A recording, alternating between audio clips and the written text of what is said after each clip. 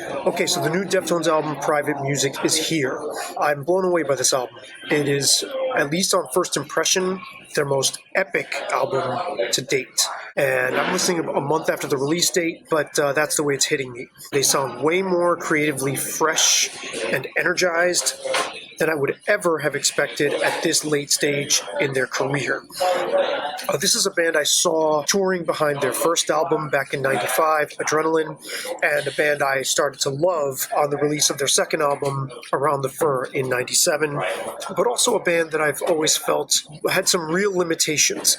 It's just that they were always good at, in my opinion, pushing against those limitations, almost working around them. Here, though, they sound completely free and open in a way that I don't think I've heard in their entire catalog. You know, they've always been intent on coming up with like a fresh palette of sounds, and they've been flirting with this kind of openness really since their first album.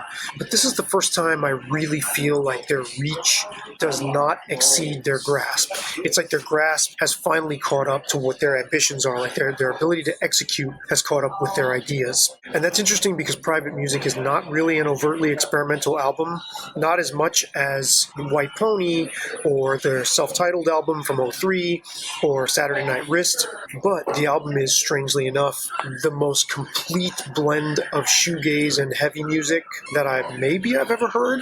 I mean, I could be a prisoner of the moment here, just really excited about a new release. Certainly bands like Cloakroom and Nothing and Mono, and you go all the way back to Boris, have created some really, really, really powerful alloys of shoegaze and metal, but here it just falls together very seamlessly. I mean, you hear a lot of the Deftones Helmet influence, you hear a lot of their post-punk influence, etc., etc., etc. I wouldn't even say there's even necessarily anything new here. I just think it's very seamless, and the execution definitely feels fresh. I'm Sabby Reyes Kulkarni, the Apostate Music Journalist.